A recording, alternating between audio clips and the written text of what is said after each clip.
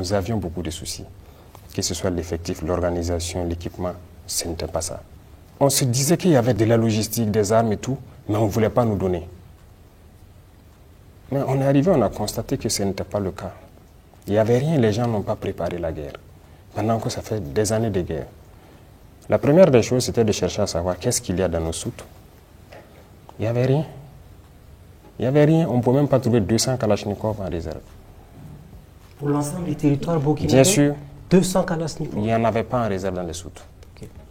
On a envoyé des missions à aller vérifier. Vous pouvez aller, vous êtes des journalistes, allez-y au niveau du matériel, vous les demandez en octobre qu'est-ce qu'il y avait, quelle quantité de munitions il y avait. On ne pouvait pas communiquer. Ce n'était pas nous en son temps qui allons sortir et dire, ok, nous on croyait que, mais c'est pas ça, c'est une information qu'on donne aux terroristes. Il fallait s'équiper, être à un niveau. Aujourd'hui, je peux le dire, parce que nous avons au moins 10 000 fois peut-être cette quantité aujourd'hui. Donc, Excellence, quand pourrons-nous véritablement estimer le début de cette guerre? Ça a débuté, comme je l'ai dit, parce qu'il y a eu quand même de l'équipement qui est venu. Nous sommes à l'introduction. Voilà, donc vous avez attendu le développement maintenant? Oui, ne vous en faites pas. Vous ferez partie des grosses missions dans les jours à venir. Avec plaisir, Excellence. Je voudrais qu'on reste là-dessus une fois encore. Vous avez dit au début, c'était des petits problèmes logistiques et de considération de la vie humaine. Est-ce qu'une année après, vous maintenez les mêmes propos? Je dirais même, pire que ça. Parce que nous n'avons pas compris comment on n'a pas pu s'équiper, avoir un minimum pour faire la guerre. On était très surpris de voir qu'on n'avait rien. Même le côté logistique, les gens quittaient, lorsque vous voulez organiser des opérations dans un groupement, vous quittez Kaya ou Bobo pour venir à Ouagadougou. Vous gagnez quelques 5-7 pick-up, vous êtes content, vous repartez, vous faites, et vous venez réintégrer ici. Aujourd'hui, aucun groupement ne vient à la portion centrale pour chercher ses moyens. Ils ont tous leurs moyens, ils font leurs opérations. C'est en un an. N'est-ce pas l'occasion pour vous de faire la lumière sur l'audit au niveau des forces armées? Parce que vous avez dit qu'il n'y avait rien. Tout cet argent qu'on investissait, finalement, dont on parlait, est-ce que vous êtes prêt à faire toute la lumière? Parce qu'il faut quand même faire un audit pour comprendre pourquoi on n'avait pas des armes alors qu'on était en guerre depuis près de 7 ans. Il y a une justice militaire, et il y a même la justice civile. Il y a beaucoup de structures de contrôle. Nous avons donné le temps.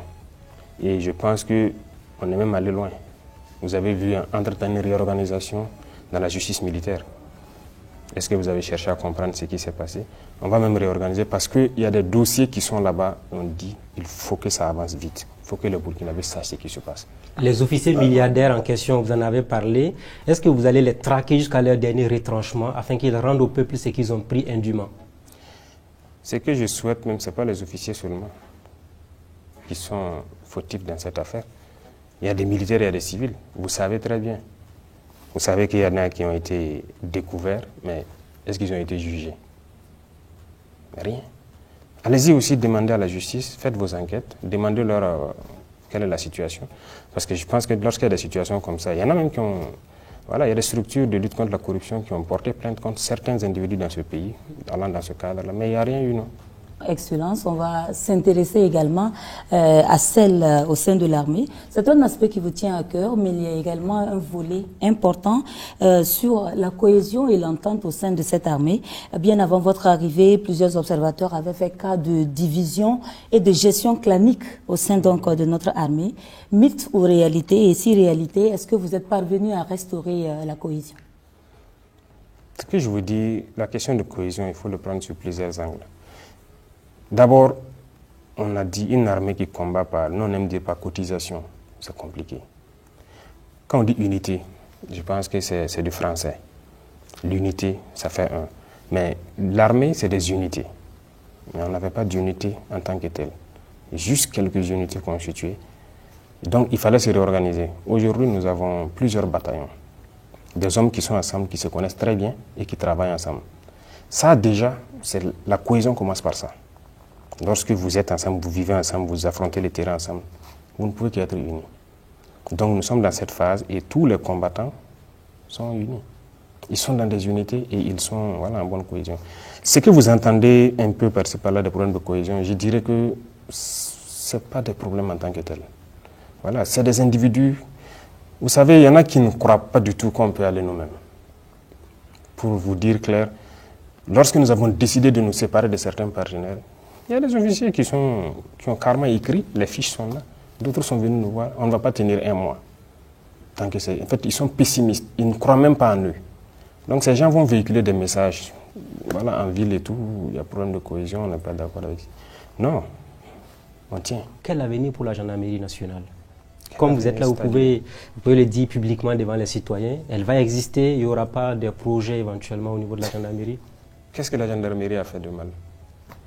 S'il y a des individus à la gendarmerie qui font du mal au peuple, ils vont répondre. Voilà. Si demain c'est toute la gendarmerie, je ne peux pas vous dire aujourd'hui. Mais pour l'instant, c'est quelques individus à l'intérieur de la gendarmerie qui sont manipulés. Donc vous le rassurez, la gendarmerie ne sera pas dissoute comme le disent certaines langues. Qui vous a dit ça? Beaucoup de choses se disent. C'est une guerre de communication, c'est une guerre psychologique. Donc, vous savez, les gens sont très intelligents dans le mauvais sens. Voilà, c'est des fuites en avant. Ils s'imaginent ce qu'on va faire si jamais.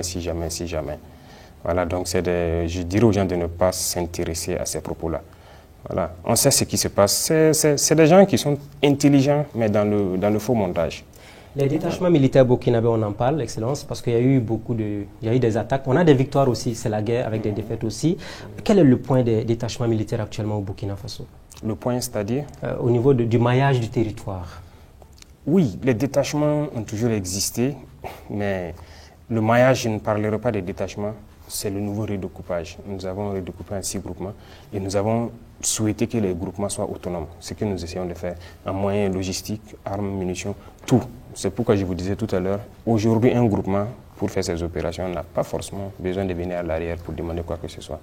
Ils ont tout le nécessaire à leur niveau, ils sont autonomes carrément. Sur le côté financier, ils sont vraiment autonomes.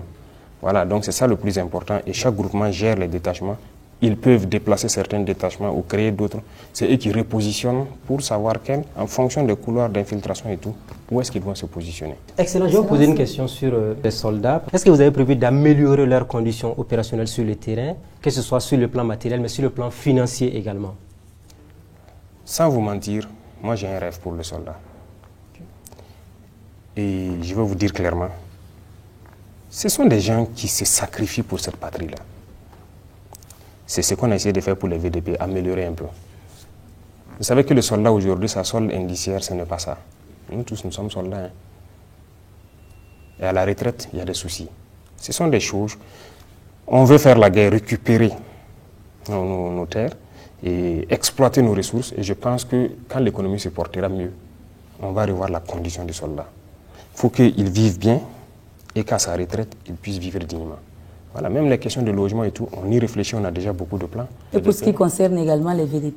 Nous avons déjà fait un petit effort. Je pense que les VDP, ils n'étaient pas payés à ce coût-là. Vous étiez à 20 000, vous êtes passé à 60 000 aujourd'hui. Voilà, c'est largement au-delà du SMIC. Et on compte aller plus loin. Voilà, mais je dis, tout dépend de la situation économique du pays.